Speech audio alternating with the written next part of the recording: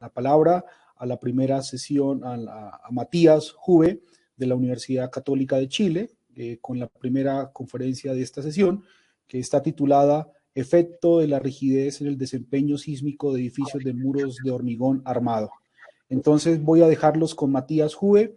Agradezco nuevamente a todas las personas que nos están siguiendo en este momento, todos los comentarios que estamos recibiendo y en este momento muy especialmente a Matías por haber aceptado la participación en este evento. Matías, por favor, el auditorio es todo tuyo. Julián, muchas gracias por los saludos, muchas gracias por la invitación. Quiero agradecer especial el trabajo tuyo, Julián, y de Carlos Arteta y de la red SER, la red de investigación de ingeniería sísmica de Colombia por organizar este encuentro latinoamericano que me parece muy interesante. Tenemos esta gracia de que ahora estamos todos funcionando de una manera virtual y por lo tanto hacer un encuentro de este tipo que permite una audiencia muy diversa nos ayuda para poder aprender como comunidad latinoamericana a mejorar el desempeño sísmico de las edificaciones y entender esto un poco mejor. Bueno, lo que les voy a presentar yo hoy día tiene mucho que ver con lo que hablaba Sergio Alcocer en su presentación, sobre la dimensión social de la resiliencia y sobre cómo se tienen que diseñar las edificaciones. Lo que ocurre es que la sociedad tolera cada vez menos el daño y por lo tanto la construcción de las edificaciones tiene que contemplar ese interés de la sociedad de poder tener edificaciones que cada vez tengan un mejor desempeño y por lo tanto la preocupación no solo tiene que ser evitar el colapso, sino que de alguna manera evitar el impacto social que genera el daño y reducir eso. Por lo tanto, lo que voy a presentar tiene que ver con el efecto que tiene la rigidez en el desempeño sísmico de edificios de muros estructurales de hormigón armado. Y este es un estudio que corresponde a la tesis doctoral de Antonio Cando. Antonio Cando es un estudiante de la Universidad Católica que está terminando su tesis y esto es parte de su trabajo de tesis doctoral.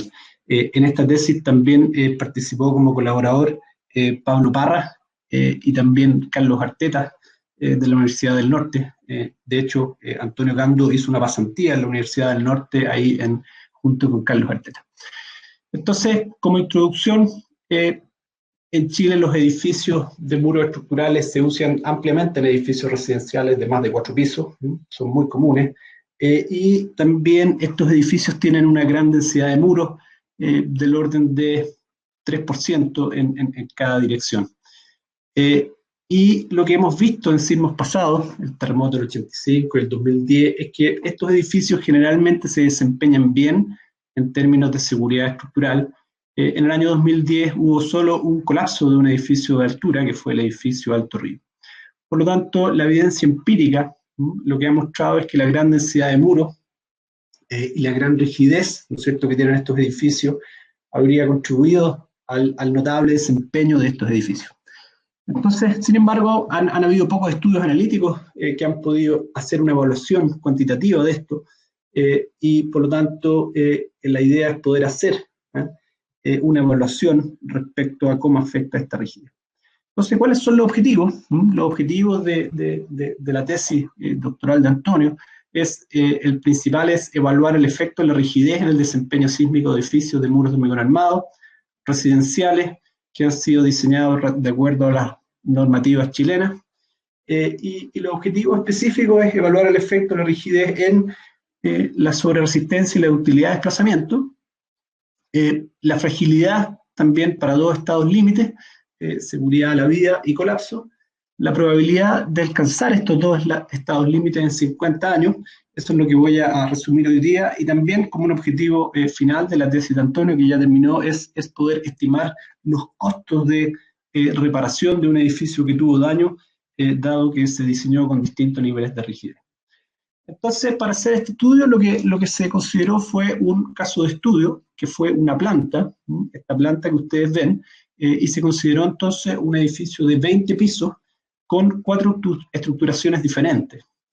B1, B2, B3 y B4, y lo que va cambiando, fíjense que B1 es el muro que tiene mayor cantidad de muros, tiene muros T en la dirección transversal y muros rectangulares, y ustedes miren se dan cuenta que B2, B3, B4, a medida que van avanzando ahí en el número, lo que va ocurriendo es que va disminuyendo la densidad de muros RO, desde 4,8% el edificio B1 hasta 2,7% en el último edificio, y lo que ocurre básicamente es que el periodo del edificio va aumentando a medida que la rigidez del edificio o la cantidad de muros va disminuyendo. Una cosa interesante sí es que la normativa chilena exige que los edificios sean diseñados con un esfuerzo de corte mínimo, ¿no? Y en este caso todos estos edificios, el diseño fue controlado por este corte mínimo, ¿no? Para su diseño. Entonces lo que se hizo fue diseñar estos 4 edificios y se colocó el diseño. Acá están las armaduras de un edificio, por ejemplo el B2, algunos de estos edificios requerían elementos de borde, y después que se diseñaron esos 4 edificios se hizo un modelo analítico para simular su comportamiento no lineal. Se utilizó el Multiple Vertical Line Element Model, y en esta figura se muestra ahí los modelos en distintos ejes, y por lo tanto se modeló este edificio, pero se modeló en forma plana, y se modeló el comportamiento en la dirección transversal, utilizando 2 elementos por piso. Entonces lo primero que se hizo fue un análisis pushover de estos 4 edificios, y ahí están el edificio B1, B2, B3, B4. Lo primero que ustedes ven con un círculo ahí es el inicio de la afluencia de la armadura, y con un cuadrado, ¿no? Después de la resistencia máxima, se ve el colapso, y el colapso se define según la deformación unitaria del acero o del hormigón que alcanzan los muros, usando algunos criterios establecidos en la literatura. Entonces, lo primero que vemos acá es que si uno compara la resistencia máxima dividido por el peso del edificio, si ustedes se fijan que el edificio B1, que es el más rígido, vemos el que tiene la resistencia máxima, por lo tanto, la resistencia máxima va disminuyendo a medida que aumenta la flexibilidad del edificio, y eso que a pesar de que todos los edificios se diseñaron con el mismo esfuerzo de corte.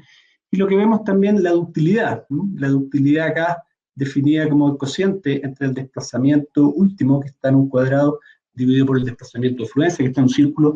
Ese número entonces va aumentando levemente a medida que aumenta la flexibilidad. Hay varias maneras de medir la ductilidad, y por eso al lado aparece un U asterisco, porque depende de cómo hacerla, depende un poquito cómo se mide la ductilidad, entonces es cuál es el valor que uno obtiene. Entonces lo que hicimos fue hacer un análisis dinámico incremental de estos edificios, lo sometimos a 20 acelerogramas y pudimos calcular entonces el desempeño, y lo que hicimos fue calcular curvas de fragilidad, y calculamos 2 curvas de fragilidad. Calculamos curvas de fragilidad de seguridad a la vida y calculamos curvas de fragilidad al colapso. Y ustedes se fijan que el edificio B1, que es el más rígido, tiene las curvas más a la derecha, por lo tanto se ve una gran mejora del desempeño, dado que aumenta la rigidez de los edificios, y eso se ve tanto para seguridad a la vida como para el colapso. Ahora, esta comparación es un poco injusta, porque lo que estamos haciendo acá es que estamos sometiendo el edificio al mismo evento sísmico. Sin embargo, el edificio más flexible tiene una demanda espectral que es menor, por lo tanto es importante también hacer la comparación en función de la pseudoaceleración de diseño, la pseudoaceleración elástica, y ahí en círculo está marcada la probabilidad de alcanzar el límite de seguridad a la vida, que se definió como un límite en el cual se tiene un daño grande asociado a una deformación de techo de 0,8%, es lo que queremos controlar de alguna manera para tener resiliencia. Y fíjense ustedes cómo aumenta considerablemente esa probabilidad, desde 18 hasta 56%, a medida que el edificio se hace más flexible. Si miramos la probabilidad de colapso tiene aquí un comportamiento extraño, y eso tiene que ver con que el periodo del edificio cambia, y por lo tanto, como cambia el periodo, cambia la pseudoaceleración, por lo tanto en el colapso no es tan relevante, pero el cambio más importante y el resultado más importante de esta investigación es cómo aumenta la probabilidad entonces de alcanzar ese daño de seguridad a la vida, dado la intensidad del sismo. Entonces lo que hicimos también es evaluar la tasa anual media, considerando curvas de amenaza sísmica en función del periodo. Estas curvas aquí muestran cómo cambia la tasa anual de amenaza sísmica en función del periodo, y vemos que la probabilidad de alcanzar el límite de seguridad de la vida va aumentando a medida que el edificio se flexibiliza. Contrario a la intuición, la probabilidad de colapso va disminuyendo. Eso quiere decir que el edificio más flexible es el edificio que tiene una probabilidad de colapso menor.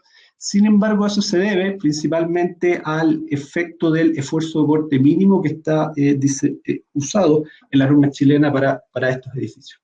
Entonces, como conclusión, la conclusión es que más importante que podríamos tener es que un incremento en la densidad de muros reduce significativamente la probabilidad de excedencia de los estados límites de seguridad de la vida y colapso para el mismo nivel de intensidad.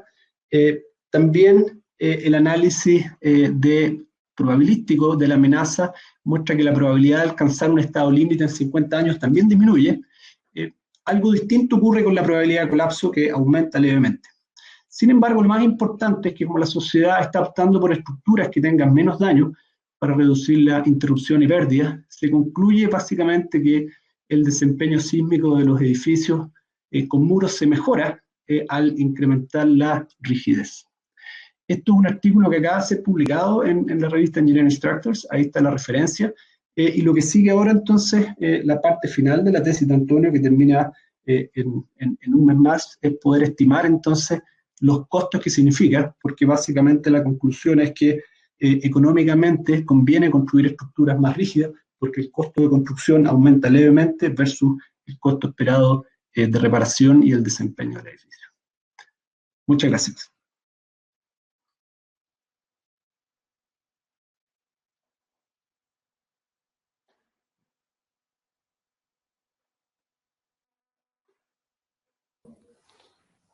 Muchas gracias por tu presentación, Matías. Tenemos espacio tal vez para una pregunta, tenemos solamente un minuto de atraso. Y Matías, queríamos saber si estos resultados que tú y tu grupo de amigos han estado trabajando en los últimos años se han establecido de alguna forma ya en los reglamentos. ¿Qué faltaría en Chile qué sería eso que falta en Chile para incluir en los reglamentos que sea lo más importante para incluir de todo lo que ustedes han investigado hasta ahora? Bueno, en Chile lo que tiene el reglamento que ha sido muy importante es que limita la deformación de entrepiso. Es bastante exigente limitar la deformación de entrepiso, y eso lo que ha hecho históricamente es que hay una densidad de muros bastante alta para cumplir esa limitación. Por lo tanto, esa densidad lo que ha generado es que ha generado en general un buen desempeño de estos edificios, y por lo tanto lo que está demostrándose numéricamente acá en este estudio es cuánto mejora el desempeño sísmico de un edificio que es más rígido. Por lo tanto, cuando las personas dicen, no, hay que sacarle rigidez a los edificios para que tenga un desempeño más flexible y se comporte mejor, lo que dice este estudio es todo lo contrario. Mientras el edificio es más rígido, o sea, más flexible, implica más daño y implica más pérdidas económicas. Ok. Muchísimas gracias, Matías, de nuevo por tu tiempo, por haber aceptado la participación en este evento y por estar siempre en contacto con nosotros, escuchando y compartiendo las experiencias, Matías. Muchísimas gracias en nombre de la Red Colombiana de Investigación en Ingeniería Sísmica. Bueno, Julián, muchas gracias. Me despido, que esté muy bien. Agradezco participar nuevamente y que nos estaremos viendo entonces más rato en las conversaciones. Seguro que sí, Matías. Ya nos vemos más tarde. Bueno, muchas gracias.